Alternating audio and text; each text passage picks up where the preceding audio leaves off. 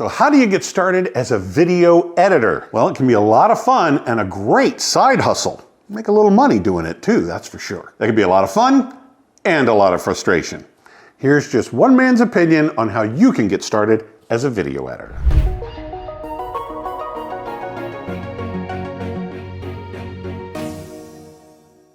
First, let's make sure you know what you're getting yourself into. Then let's get crystal clear on what you want to do and what you see yourself doing. Finally, here are a few suggestions that can compound or build on themselves and get you where you want to go. So let's get started. First, to be a video editor, start learning the craft. And the first thing that most people think of is, well, we need to cut the mistakes and get all the flubs out of there. Well, there's a lot more to it than just that. You see, when you're a video editor, picture yourself playing the piano. The piano has 88 keys, and you're playing all 88 at the exact same time. Now, what are you gonna get? Some discordant chord that sounds nasty? Or are you going to get a symphony? You are basically a storyteller of images and sound and light and sound effects and emotion. And you'll be painting that picture with a palette called your video editing software. And your colors on this palette are going to be the clips of film and sound effects and background music that you get to orchestrate into this story that you'll be telling. There's a lot more, no pun intended, than meets the eye. When it comes to the editing programs, there are millions of options. There are buttons and variations and sliders and all kinds of stuff that can drive you nuts. But anybody can learn that part. What you're doing is telling a story with emotion and light and sound. And that takes a whole different set of skill sets. Some of the elements that you'll be using every single time. The shot takes place in a scene. Where does that scenery lend itself to the overall story? Are you out at a meadow? Are you in a complete desolate wasteland? Are you in a dark alley?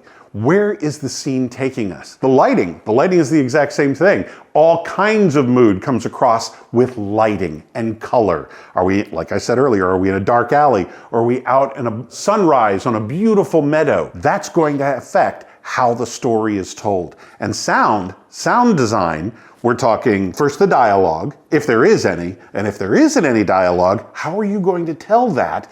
How are you going to tell the sounds with the sound effects, or maybe the music underscore in the background?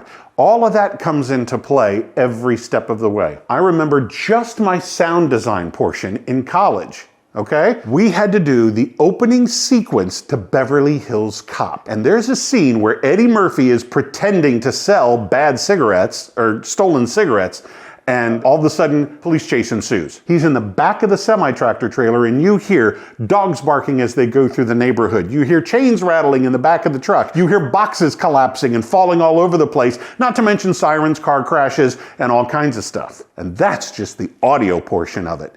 In about a 4-minute scene, I think, everybody in the class came up with over 200 sound effects for that little sequence. And that's just audio. We haven't even talked about lighting or dialogue or the scenery. So all of that comes to bear in your editing skills. Video editing is kind of a playground for me. I really enjoy doing it. I haven't done it for very long, but I've been doing audio editing for over 20 years. I have a lot of fun with video. I have a lot of fun with audio. Both of them are my sandbox. If this is something that you're thinking about doing, write in the comments below. What are you doing? What are you working on? How are you breaking into it? And what you're doing might help somebody else watching this video. That's what we're all about here, trying to get everybody up and running together.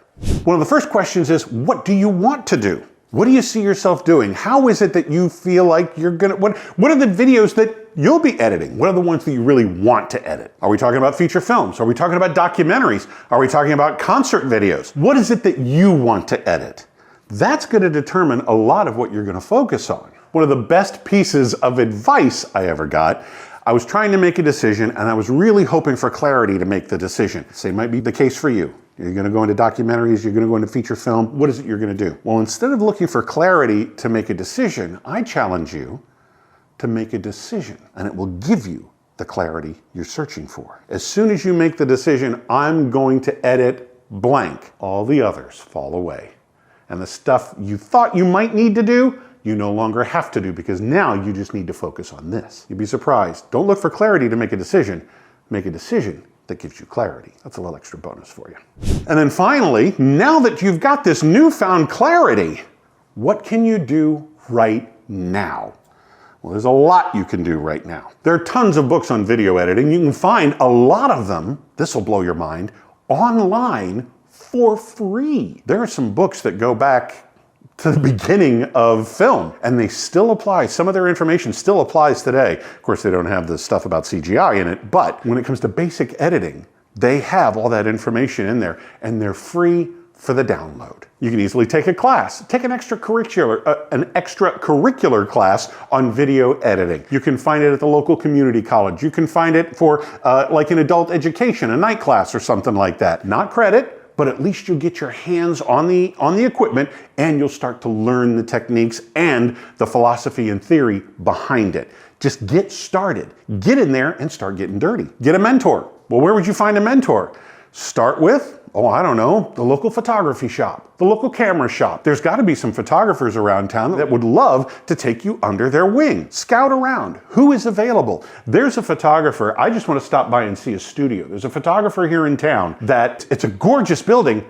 There are no windows. If I were to work in that building, I'd go nuts. But as a photographer, you don't want the distraction of extraneous light that you don't want to deal with. That's brilliant. I'd love to go in and see a studio and just shake their hand and have them show me around someday. I won't do it unannounced, but still, if you do something like that, you'll make a friend for life. Other things you can look into are local photography clubs. There are people getting together all the time. Sometimes they have an early morning, in your golden hour, an early morning trip to a local park where you're going to start taking pictures of birds or sunrises or trees or something like that. They'll always get together. You get 2 or 3 photographers together and they're going to start talking gear. Hang out with photographers. Talk to them. Ask them questions. Pick their brain. You'll be surprised. You'll get a whole college education just hanging out and drinking coffee with them.